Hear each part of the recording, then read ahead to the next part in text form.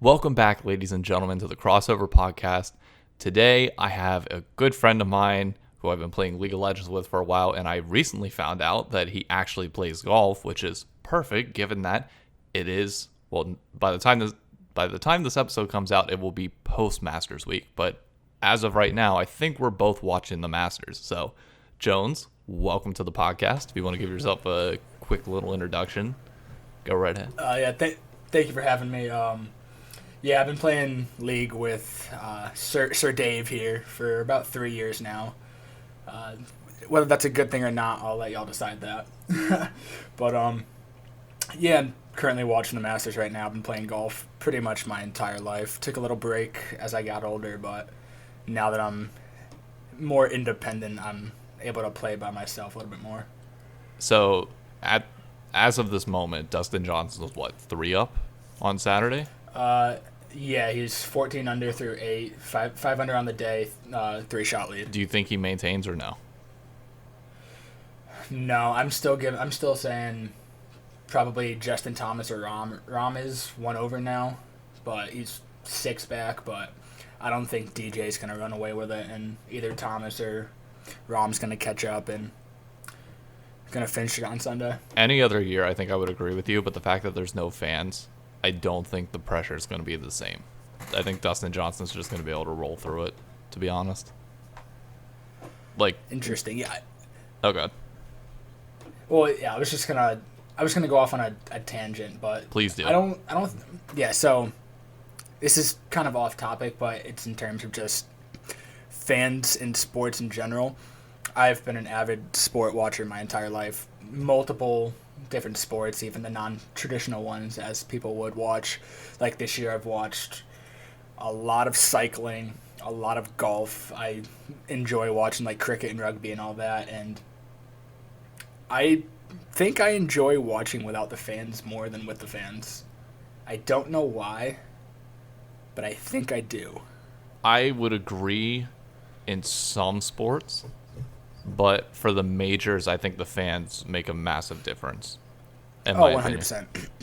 It is very weird watching Tiger sink a putt and not hearing a roar of applause come right after it. Oh, absolutely. The weird part for me was this is the first time that I've been able to watch coverage. Like this morning I woke up, I turned on TV to see where Tiger was at, and I could see not only the hill of the hole that he was on, but I could see the hole behind him. I was like, wait a minute, he's hitting from 7's fairway without the ticker even popping up. And it was like, I don't think I would have been able to do that in prior years because the fans would have blocked it out.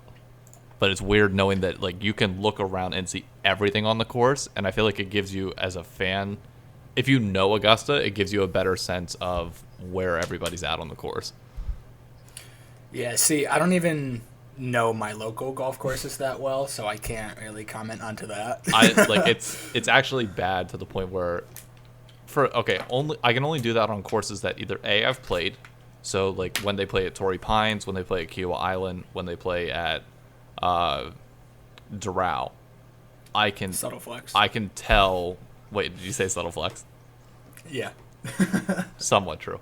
I can somewhat tell where they're at, but I'd say Augusta is the only other course besides that I can do that with. Like, I can't even do that with what is it? How am I blanking on? Oh, Pebble Beach. Like, obviously the holes by the ocean are fairly easy to tell, but like the inward holes where it's just hills and no water, I can't tell half of them apart. Yeah, see, like I said, I can't even do that on the courses I play all the time. Like my dad and my brother will have conversations of courses they've played 10 years ago. Oh yeah, hole number 14, you got to hit it 250 on the right side. Make sure you stay right. Blah blah blah, all this stuff. And I'm like, yeah, I just hit it and pretty much hope. I used to be like that for a while until I started playing. I'd say pretty serious competitive at like 15, and then I started collecting yardage books from everywhere. Like, before a round, go in, ask if they have a yardage book. If they don't, ask some, like, the staff if they know, like, if they have any tips for the course, stuff like that. Write it down and go from there. Like, you kind of had to do that stuff when you were prepping. You didn't have much of a choice. Yeah. I just have an app that I use to use my scorecard as a GPS as well, so I kind of look at yardage and stuff like that, but I still don't play enough to have like like a lockdown on how far I can hit certain clubs. So I like ballpark stuff, but it's never like a definite. So to give people a reference, when did you start playing golf? Probably when I was like 6 or 7. And how often have you played, and what's your handicap now, if you had to estimate? Handicap, I'd say probably I looked it up on the app I was using. It's like a rough estimate. I think it's around like 19, 20. You do realize that actually, I forget the exact percentages, but being a 20 handicap actually is technically, I think, in the top 50% of players. Yeah, I don't play enough to really know. Like I played 10 times total this year. Only 2 of those times were a full 18. A lot of it was just 9-hole courses later on in the day after work, just so I could get a game in. Okay, so that brings up an interesting discussion that we had a lot in college. Did I tell you that I went to school for like PGA golf management, stuff like that?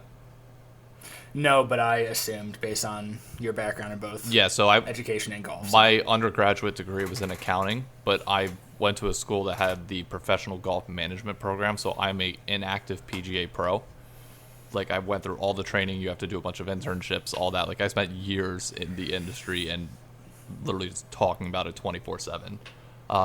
One of the things that okay, I'll branch it out to 2 areas.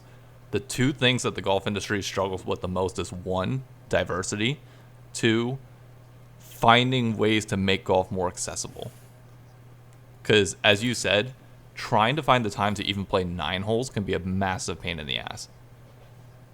Yeah, especially here on the East Coast, when, as you most certainly know, especially right now, it gets dark at like 2 p.m. Sucks. So, like, when I work till 4, and right now it's impossible, but earlier, at least at the end of the summer, work till 4. Hopefully you can get, even if you're trying to play 18, you can get 13, 14 holes in, and by that time it's too dark. I remember when I was in high school, we'd always go out at like 11 or 12 o'clock on a Saturday, Sunday, and it was like, yeah, we can do this all the time. And then now at 26, it's like, Jesus, there's no way I can find the time to do this. Yeah, I know. But so I kind of have a response to your first topic in diversity in golf, but it's a weird one because there is the whole stereotype that golf is quote unquote a white sport, a rich white sport, to make the stereotype more accurate. Yeah. I think the PGA really needs to work on this as well, and also just probably professional golfers as well, whether it be donating clubs and stuff to groups of people that wouldn't necessarily get to play all the time and introducing the game to them. And there's a bunch of courses, at least around me, that won't break the bank to play. Like there's a 9-hole course 10 minutes from my apartment. I play 9 holes there a bunch for like $13 a round with cart. Like, yeah, it's very possible for them to open things up to a larger audience. They just need the motivation and the want to do it, in my opinion. Yeah, there's so many different things that have run through my head with this topic because I snowballed 20 different things. The first is, I would love to see somebody do this, and I don't think it's been done yet, and if I'm wrong, somebody please comment, but I would love to see an 18-hole golf course designed in 3-hole segments. So what we did down in college was we had a full 18-hole golf course that was just designated for the 200 of us on campus that were PGA golf management people. 1 went out, 2 cut across the backside of the range, and 17 and 18 came in. So you had a 4-hole loop that was a par 4, par 4, par 5, par 3 that you could get done in about 30 minutes max. Like if you played at a decent speed, you could get it done in 30, most times like 45 minutes, maybe an hour max. That was perfect. Like if you got done with class, even down in North Carolina at like 3, 4 o'clock, you could go out, play the loop, and then go grab dinner before it got dark.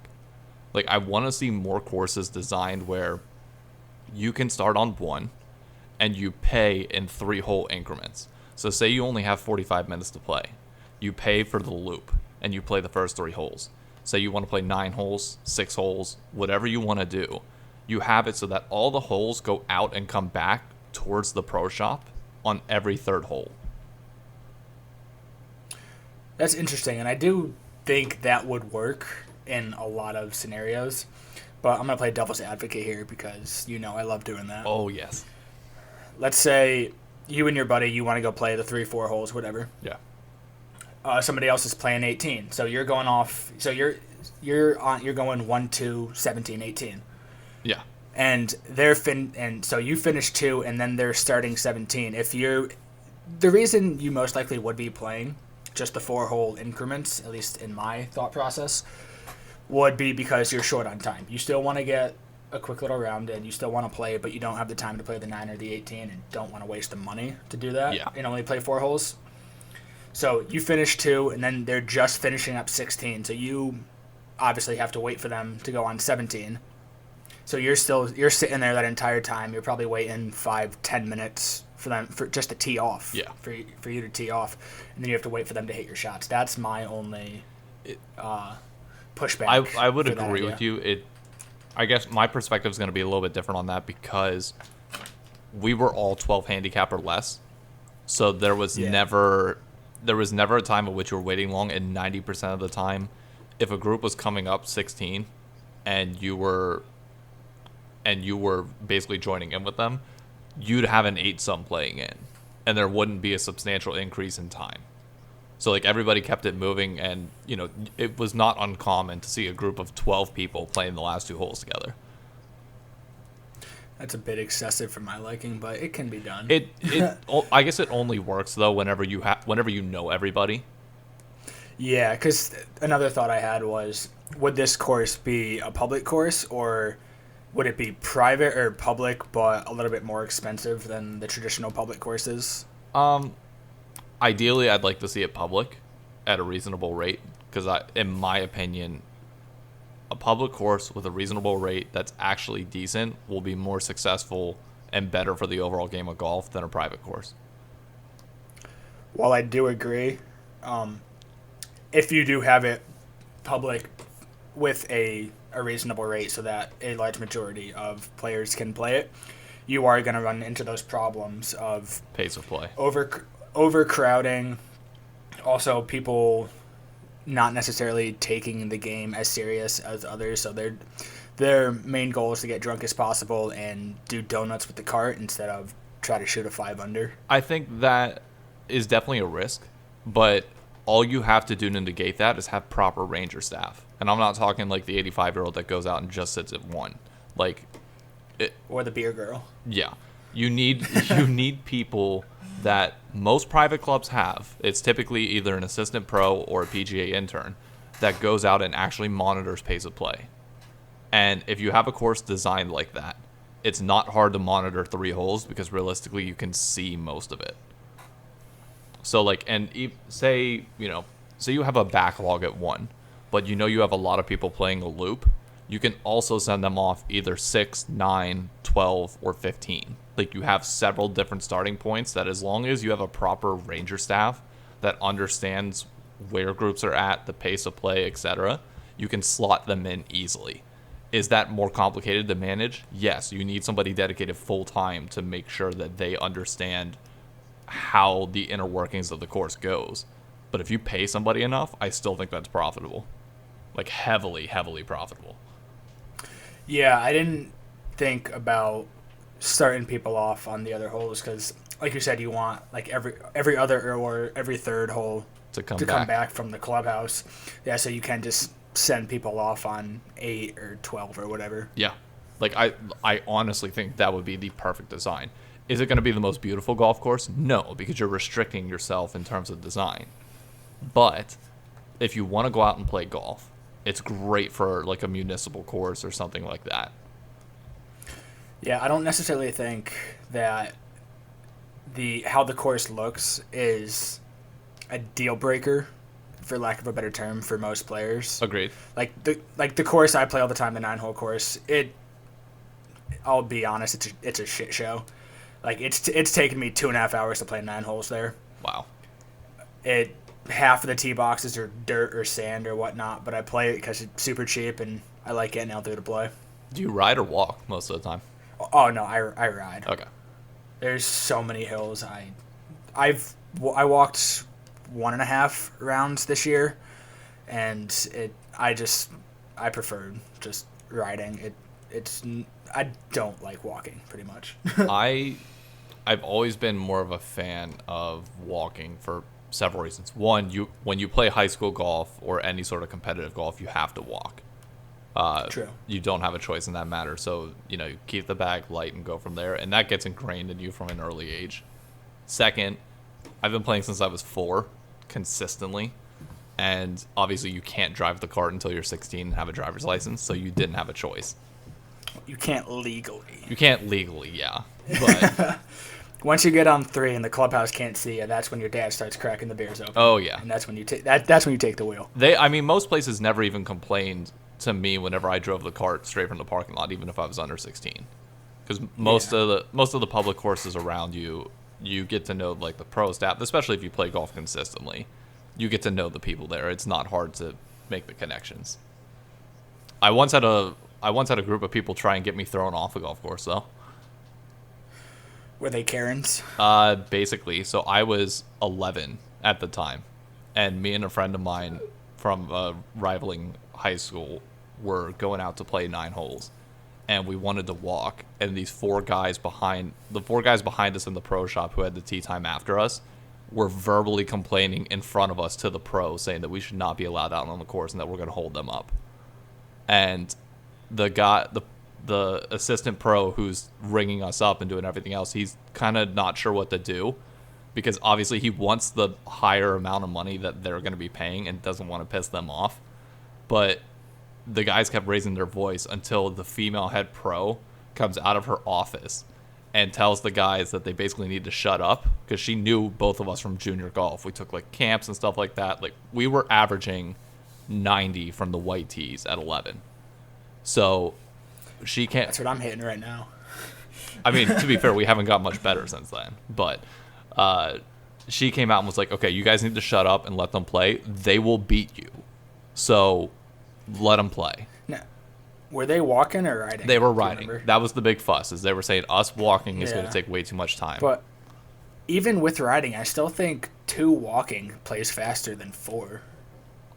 Look, I agree with you. Unfortunately, though, that is something that is very common in the golf industry. Yeah, I know. People are just jerks. They really, especially, like, if I thought that was bad, some of the harassment that my mom has gotten when she goes out to play is actually really, really bad. Like, guys will ask to play through for no other reason than the fact that they see a woman in the group. Are you that surprised by that, though? No, I'm absolutely not, given who plays, or given the majority of the people who play the game. And especially if you get into some of like the rural public courses, it can definitely get like that. But Yep. I don't know. Anyways, getting off of that tangent. Yeah. What's the best course you've ever played? I didn't play it. I had the chance to, but just my schedule didn't align with it. I almost had the chance to play TPC Scottsdale a couple years ago. Out in Arizona. Yeah. I think I actually have a bag tag from them. I haven't played any known courses or whatnot. I normally just stick to the lower public courses just because I don't feel like paying $50 for a round of golf. Yeah. I'm curious. Would you? We threw this idea out there a few days ago of doing a NRG Discord golf trip, where we get like 8 of us together and just take 4 days, whether it's in Myrtle or somewhere else, and just go play golf. It depends who's there. Likely you, me, Joe. Don't know who he is, but I know he's like a staff guy. Yeah. And then there's a few others that I'm forgetting right now, but it's all decent people. It's not anybody that would be bad. Not people that I hate. Not to my knowledge, no. I think you would have, like, if you've never done a golf trip, they are a blast. Like, they are one of the most I fun don't doubt it. experiences that you'll have. Yeah, my boss did that a month or two ago. Him and some of his buddies from college just went up to the Cape, played golf 3 out of the 4 days, and just chilled. 1 second, somebody's calling my phone. Oh, my dad. Is it 911? No, it's my dad. And that better not have canceled the video, but I think it did. I think it might have actually canceled the video that I was recording on my phone. I swear. It can't. Okay, so it canceled some of it. So Okay. I should be able to record and resume, but editing is going to be a pain in the ass. Well, okay.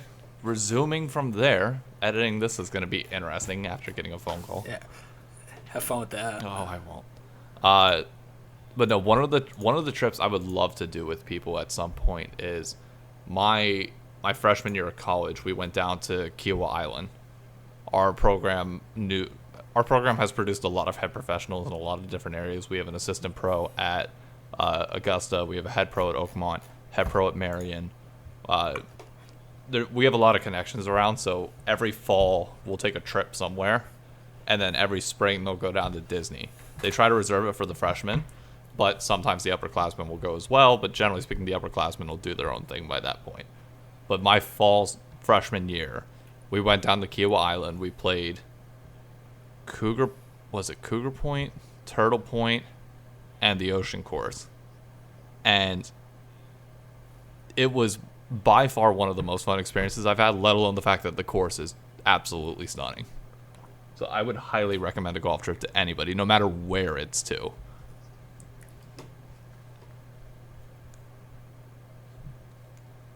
Oh, Sorry, I just spaced out. I was watching the Masters. ooh, what happened? No, I just Tiger is setting up his putt, but I just spaced out. Way to go. It's the ADHD. What do you want from me? Not much you can ask. Okay, so actually, I'll ask you about Tiger then specifically. Okay. Does he win another tournament? Tournament, yes. Major, no. If he doesn't win this Masters, which I don't see him doing that. No, he although won't. He does have an eagle. Well, he does have an eagle, but hold on. This would get him to 6. I mean, But tournament, yes. Tournament, yes. Major, no.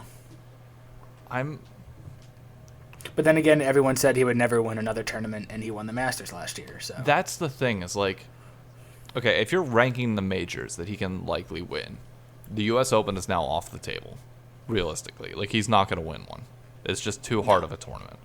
The PGA, I would say he could, but if it's at Pebble Beach, then yes. well, the PGA Championship wouldn't have Pebble Beach. That would only be in the U.S. Open rotation. Oh, really? Yeah. I don't pay that much attention. I unfortunately can nerd out in that regard. Yeah, see, you can about golf. I can most likely do that about cycling. I would say, would you agree that Augusta and the British Open are probably his 2 best chances to win? I mean, I don't really have any basis to disagree with that. The only thing that I worry about the British Open is his back. Like, the cold weather Yeah. over there could really mess with him, but the And British Open suits his game. Earlier today in this round, it did look like he was kind of laboring a little bit, bending down, but He's always that could gonna just do that, though, unfortunately. that also could just be like they talked about it on the broadcast team. It could just be just with his schedule and the quick turnaround, having to play in the mornings on Friday and Saturday. You do realize it's like an hour and a half process to get his back activated for a round. Oh yeah. Like, it's ridiculous, the stuff that he has to go to. Like, he's going to have physical ailment issues for the rest of his life. That's most major athletes do, to be fair. But still. Oosthuizen's not having a good round. No, would you agree with this? He has one of the best swings in golf. I can't really comment because I don't really have a great understanding on what a good swing looks like, especially with the fact that my swing has changed pretty much every single year that I've played. Almost everybody's does. Like, my one tip of advice I will give you for playing around: do not worry about having a perfect swing. Play the swing that you have in the moment. If you're hitting a hook understand what you need to do to make that hook consistent, and then just play it. See, the problem is that normally I hit it with the club head open. So midway through the round, I'll start to adjust and aim a little bit more left, just so when I hit it, it does still stay semi towards the fairway. Yeah. But then there'll be the occasional hold 2 holes in a row where I do actually hit it straight and just bomb it right into the woods. So I go to change my swing back, like, oh, okay, I can hit it straight now. And then we start hitting it open, and it just goes all downhill from See, there. that's the thing. If you can get that fade or hook to be just 5 or 6 yards, to the point where you can aim at like the left side of the fairway and guarantee that it's going to sit in the right side, even if you hit it straight, you're not going to be in trouble. Yeah, see, my whole problem is there's two reasons why I do hit it that way. One, because when I in my backswing, I bring the club head 2 up and down. Yeah. And also, I'm not rotating my hips fast enough. So, and it's either one or the other, and very rarely do I correct both at the same time. I was doing that a little bit this year, and that's why there was about a 2 or 3 week period where I was playing, at least for me, some pretty good golf, but I'd taken a couple weeks off with work and school ramping up, just lost it. I'd have to see your swing on video to truly agree with that, because very rarely do you ever see people's hands out racing their body. I have a very, very quick follow through with all my clubs, not just off the tee. Did you play hockey or lacrosse or baseball? Baseball, yes. Okay. Generally speaking, that like if you play one of those 3 sports, that's always going to be your issue. Is trying to get the speed and timing to line up. Have you ever seen a really good hockey player play around a golf? I have not. It is stupid. They barely take the club up 3/4 of the way, like it's not even a full backswing, and they'll still hit the ball 350 because the action from hip to hip is so violent, like a snap or like a slap shot, that it's just dumb. It's absolutely dumb. I wish I could do it, but I couldn't. Like, I'm just going to sit here and happily hit the ball 250 off the tee, and that's going to be it. Yeah, I also haven't used my driver in about 3 years, as with those 2 things, with the heavier club head, I just can never get it around. So I've just been driving with my 3-wood for the past 3 years. That could be a slight problem. I mean, it's working. When I was playing all the time, I was driving 260, 265 with my 3-wood. I mean, it's working, but you are handicapping yourself to a certain extent. I'm aware, but I'm also my main goal for golf is not to be the best or the best I can be. I'm mainly just trying to be average and decent and just have a good time. Hey, that's all that matters. Like, as long as you understand why you're playing the game, that's really all that matters.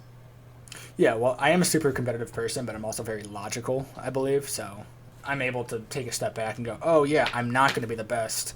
Let's try to be good, but also have a good time. Speaking of super competitive, are you ready for Clash tonight? Ready to int my face off, yeah. For those that are not familiar with the League of Legends scene, which I feel like most of the people watching this podcast are, Clash is a, bi-weekly or like monthly at this point? They don't really have a set schedule. When they do put it out, it's back-to-back weeks and then like a month and a half, 2 months off, and then back-to-back weeks. Okay, so that schedule of just finding a 5-man team and playing in a tournament, no matter what your level. And I'm curious, has Clash lost any of its appeal since it first got launched, or is it still as fun and entertaining for you as it was at the very beginning? It's still fun. The World 16 team bracket, Yeah. It was a little interesting, for lack of a better word. I wasn't the biggest fan with it. I liked the 8 team. You play the 3 games. Because if you lose the first game in the 8 team, yeah, you have 2 games just to have some fun and whatnot, play with your friends. But if you lose the first game in the 16 team bracket, you have to play 3 games that basically don't mean anything, and it's not much motivation to really try, especially if you're on tilt, like I normally am. I agree with you. I kind of wish they would do, for the 16-team brackets, like, you don't get double elimination if you lose the first game. like if you win the first game, then it goes into like a top 8 seeding thing. But beyond that, I agree with you. Like knowing that you're playing at best for ninth kind of sucked. I slightly disagree with that. I think the losers bracket shouldn't be as large as it is, but I feel like people should get at least 2 games. So if you go 0-2, you're just done. If you go if you go 1-1, then you have a third game to play, and that might be it. Or you can go into the fourth, but especially if people are paying for the premium Clash tickets, you don't just want to give them 1 game and say, "Oh, thanks True. for your $10." Yeah, you're right there. I'm curious. So, did you see the changes to the academy system for the upcoming split? I briefly read up on it, but I didn't go into detail. But you understand the general idea that there's like tournaments with qualifying points, and then the top 16. It's gonna be top 6 from academy, and then the other is it 10 more teams? Yeah, the other 10. Yeah, and then there's 10 teams from the side tournaments that involve amateur teams, as well as the bottom 4 from academy that all have a chance to make it into the academy playoff, or I guess what are they calling it? Proving grounds. Yeah, I would love to see, and maybe this is just a pipe dream at this point, but I would love that if Riot obviously keeps track of everybody's elo, so you know who's in like the top tier of Challenger, Masters, everything else. I would love the top 16 teams in every Clash get put into a bracket that actually gives you points towards that. That would be awesome.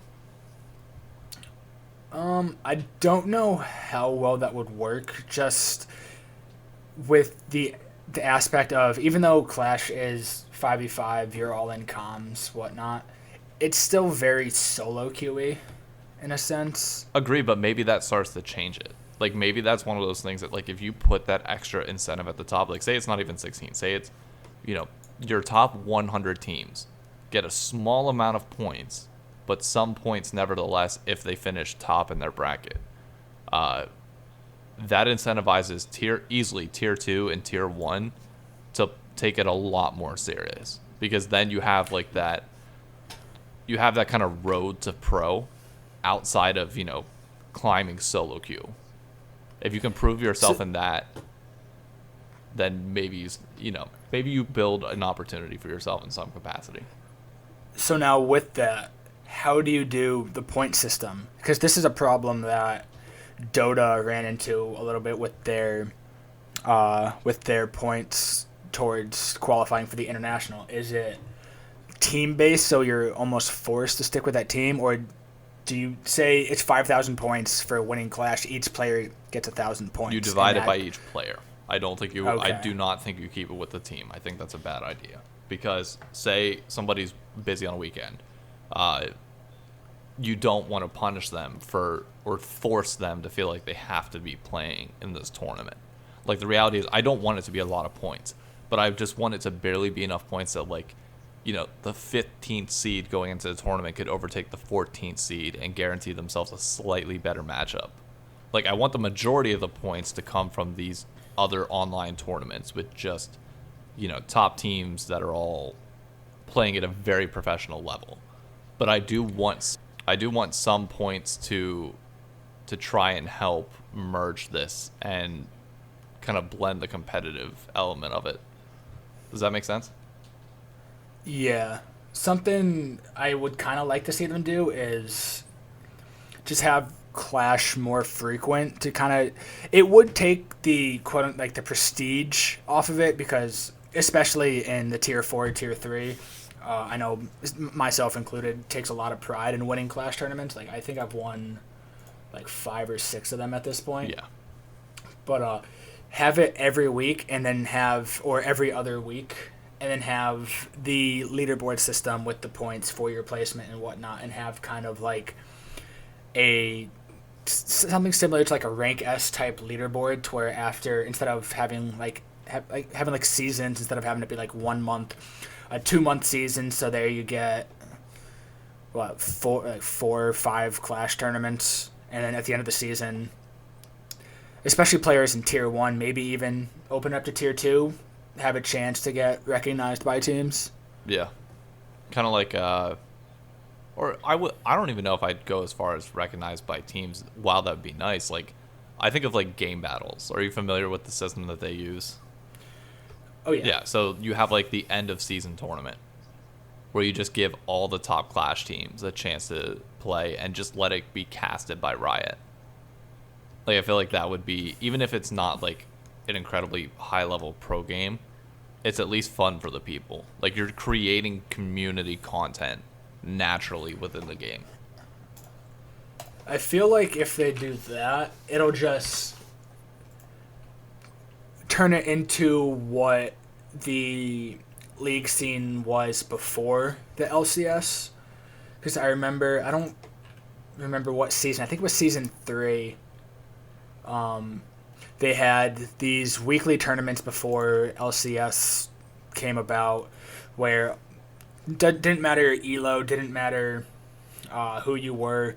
You could create a team of 5 and join, and the winners of each weekly tournament at the end of the month came together for one big tournament, and that's how the original Moscow 5 team got famous pretty much, just because they showed up out of nowhere in these weekly tournaments, started beating all the best European teams that everybody thought would just run Europe all year, and went to Worlds. I think they got top 8, but I don't remember off the top of my head.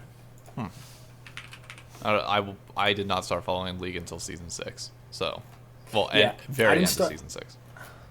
I didn't start watching until season 7 Worlds, but I'm a very big trivia nerd, and I like knowing about the history of stuff. So you're Thorin, an esports historian.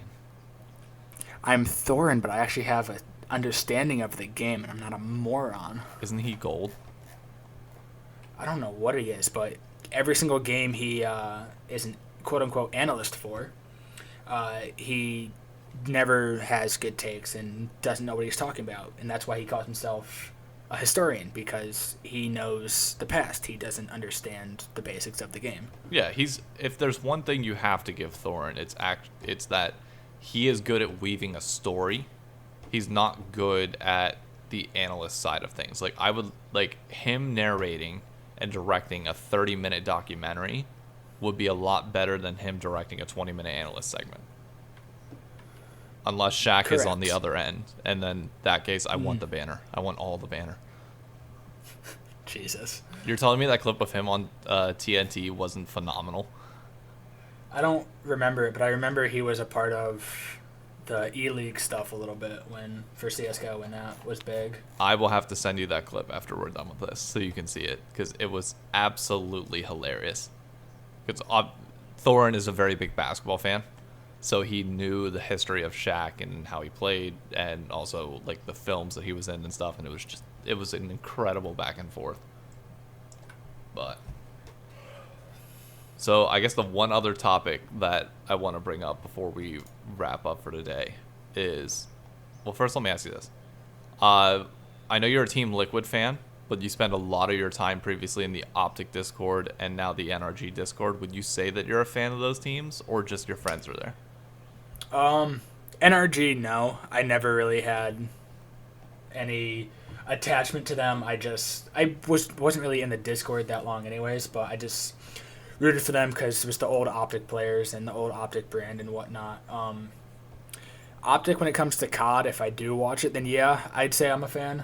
But over the past couple years, or actually, let me backtrack a little bit. I started in following esports through Optic, and then pretty much fell in love with Team Liquid through that. And while I will always support Optic or Optic teams or former Optic players, Liquid is my main team. All right. So on that note, then, since you're still in it, but you're a little bit more unbiased, what is your take on Optic returning to Hex's hands? And do you see that? Does that increase your interest in COD more? obviously the team can't ever be in league, so there's never going to be a competition between Optic and Team Liquid in that sense. Yeah. So I'm excited that he finally has Optic back. It brings back the nostalgia of watching the old vlogs, watching him go to the Scuff House or go to 60/50 and pretty much shoot the shit with all the guys. I like seeing all the guys in the content. Most of them are very entertaining. So, but when it comes to a renewed interest in COD, I wouldn't say so. I haven't watched pretty much since IW. I watched probably about 30 minutes of World War II and none of Modern Warfare. I really I got into the professional scene while watching jetpacks, and now that jetpacks are gone, don't really have the most interest to watch the game and really follow it like I do other games. So you're a jetpacker. Interesting. Oh, yeah. I started watching the end of AW and then with Black Ops 4 and IW, and then just once Boots came back, I'm like, it was nice to see the nostalgia of Boots back because I started playing. But the games were crap. Yeah, but this is a funny little fact that I hold. I started playing COD before probably about 90% of COD pros. So a lot of COD pros started playing COD 4, World at War. My first COD was COD 3. Oh, okay. That makes sense. I feel like you either started on 3 if you were an early bird, or you started like everybody else on COD 4. Like very few people, unless you're like an elder, started on COD 2. No, I'm sorry, I was wrong. Call of Duty 2, that was my first game. Am I getting them mixed up then? Was COD 2 was the one created by Infinite, right? Or was that COD 3? Or not? I don't remember. Infinite. I just sent you the cover. It was Activision. COD 2 was Activision. Yeah, I'm sorry. Okay, that's Infinity Ward. Yeah.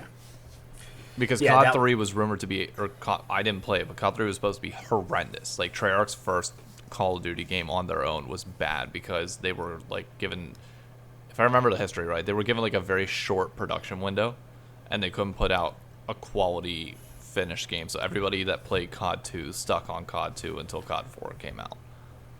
Yeah, COD 2 is kind of seen as the worst Call of Duty now, but it'll always be my favorite just because of nostalgia. I don't think it's not considered the worst though, is it? COD 3 still takes that title. I'm pretty sure.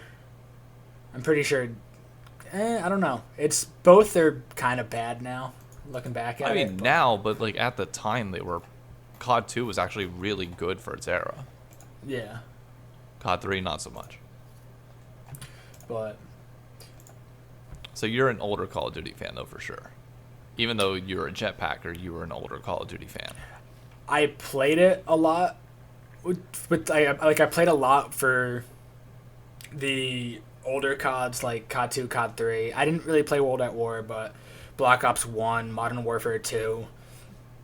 But I didn't get into the esports side of it until the new gen, if you want to call it. Yeah. No, that makes sense. So, obviously Optic will help you watch it a little bit more because you like the previous content. Where do you see, and this is where I'm kind of torn, where do you see the business side of things going? Like, can Optic build to be anything more than what it was, say, pre-sale to Infinite, pre-problems at the Scuff House? Like, do you think it will build to be anything more than that, or is it limited based on what it is? I think it all depends on what path they all want to take it, because like with the Scuff House pre-Infinite sale, pre-move to Texas, they were obviously a COD team, and they had CS:GO with the CS House, and were they in Overwatch at this point with the Outlaws? No, that was at the time of the Infinite sale. So okay. I think it was just Halo, Call of Duty. I don't think Gears of War at the time, maybe Gears of War. But yeah, then CS. they did have Gears, yeah. Okay, so just those 4 FPS games. That was it. Yeah, so they had the FPS games, which is obviously a high priority, but it seemed like their main priority was content. Obviously, they had everybody living in the house. They would do the smooth comp videos. They had vision and whatnot. And that had really never been done before, except for like the Smash documentary, and then also TSM Legends and like some other smaller ones. Yeah.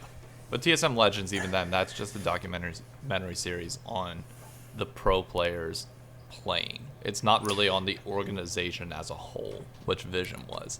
Yeah, yeah. So I think it'll just all depend on what they want to go. I don't think there's really room for a whole content production side anymore. I think the whole landscape of YouTube has changed since then, as well as the fact that nobody's living with each other anymore. Yeah, They might, they're all older. It doesn't make sense to it. yeah, they might have a chance to do something similar to a Vision with the COD team once the season starts up, because I know that they all have to play from the same location Yeah. during the league. So I know they said Formal's moving in January, and I forgot who the fourth player is. He's also moving around January. Who is it? Is it Sender? No, Sender's the coach. No, it's Scump, Envoy, Envoy. Formal, and... Oh, 1 second. I gotta go let my dog out of the bedroom.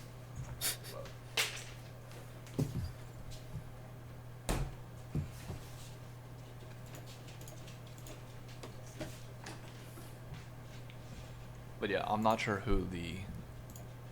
It doesn't matter. Who was the fourth? Now you're actually killing me because I cannot remember who. Crap. Why is this bad? Dashy. That's what it is. Yeah, Dashi. So he's moving around January as well. Yeah. So they're all going to be in the same area. They're going to have to be playing from, I'm assuming, the Hex quarters when they play the league matches. So there's a chance that Hitch and Roger and Matt can all make a documentary series out of that, but I don't know. It's tough though because if they'll even want to. I remember wanting at that time for Optic to get into League of Legends, for them to get into these major games and just become like the biggest esports brand. And I don't think that's the goal anymore. Like maybe for NRG, yes. But I don't know. It's got a weird feeling to it. Like now that you know that like the Optic brand is 100% limited to be in well, no, I guess not. It's not limited to be in just Call of Duty, is it? But they would never use it in League though. They use NRG before they use Optic. Yeah, because they could go to League. They could go back to Dota. They can obviously pick up a Halo team again if they want. They can do Gears if they want. I don't think they will though. They can do CS2 as well because NRG is out now as well. But the problem is they're all parent owned, and I don't think it makes sense. Like the biggest problem that Optic had was converting console or FPS fans to other games. And I think you already have a well-established brand in NRG that does well across all different types of games, that it would make way more sense to do that so that you don't piss off some of the old school Green Wall fans who are just too prejudiced at this point to accept another game can be under the Optic Gaming brand. Yeah, I think even if they had the opportunity to, they wouldn't put the Optic brand back into any other esports. Optic is, without a doubt, a COD team. It is a content org. Yeah. That's what people know. That's what people know them as. I don't even think it'd be smart to try and put them back in another team. Just stick with COD. Stick to COD. Stick to your roots. Do some content like I saw they were doing. They were filming a What's in the Box challenge from Hex's vlog the other day. Yeah. So I don't know. It'll be interesting. Just stick to what made you famous, really. Yeah, and allow the side branch of the business to take over everything else. So yeah, it's like they showed in the past couple years that while they did take risks to kind of grow their brand, the risks very clearly did not pay off. No, they didn't. So, they did not transition well to other games. And to be fair, Hex wasn't necessarily a part of that.